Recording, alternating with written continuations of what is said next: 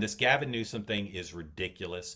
Republicans are making hay out of it, pretending that he insulted the audience, which was made up of a lot of white people, pretending that he said something that was a gaffe or revealing of his true views. He was saying that, like a lot of people, he struggled. His whole book is about this. He had a weird life. He hung out with the Gettys on private jets, and he had a mom who struggled financially and in other ways. He himself struggled in some ways. That's all it is. And this is Tim Scott and other people are making this up. But so are some people on the left. Some people on the left, including Cornel West, are saying, oh, this shows Gavin Newsom doesn't respect black people. This is so bogus, and I just won't stand for it. And I would feel this way no matter who this was about. Here's someone who came to Gavin Newsom's defense. Someone who sees the truth. Someone who throughout his time on the National Town Square has been a clear-thinking individual. 118, please. Who's coming to Gavin Newsom's defense and calling bullshit on the media? Well, of course, the Reverend Al Sharpton.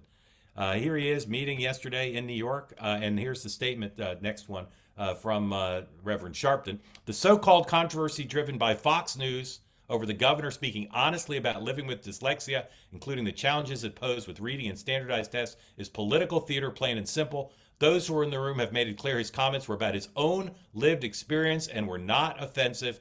Take that, Dr. West, and other people on the left who are trying to make something out of this.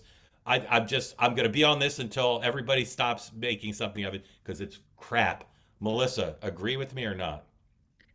I mean, I think the fact that he felt the need to seek out Al Sharpton to put out that statement says more about how this is getting to him and the traction it's having than anything It else. is. It is And because you no know one but what? me is trying to kill it. But you know what, Mark? Like, then don't get in the bright lights. Like, you want to run for president? Yeah, guess what? I was a staff person and I had shit thrown at me every single day Yeah. that wasn't true. But like, Yeah. you chose this. Well, And I so understand, but that sometimes you're doesn't mean going he to has to say stand things for it. that gaff No. and people are going to jump on it. It's Co- called co- politics. Congressman, So if he wants to run denounce. for president, Right. yeah, he's going to have to deal with some of Congressman, this. please denounce Tim Scott's demagoguery. Please, Congressman. No, here's the problem, Mark. There's never consistency on these types of issues, okay? You mean And from Gavin Newsom or in life?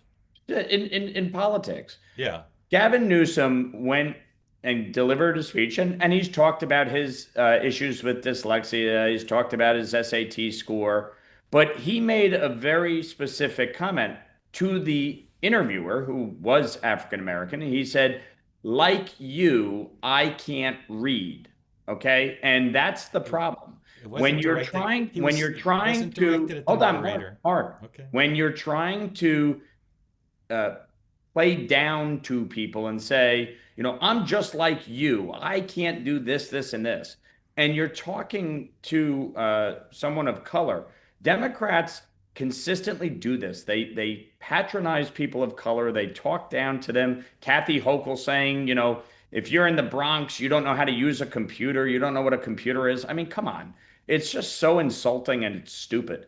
And I think the problem is, had Trump said that, you and I both know this would be wall to wall coverage everywhere on MS Now and CNN, and they'd be saying Donald Trump is a racist.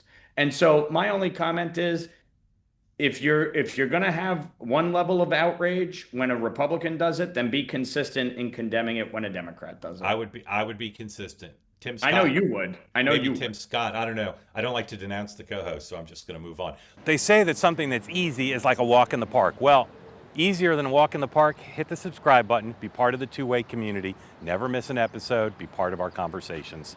Thank you for your service to America. And don't forget, you can now listen to the morning meeting and Two Way Tonight on Apple, Spotify, or wherever you get your podcasts.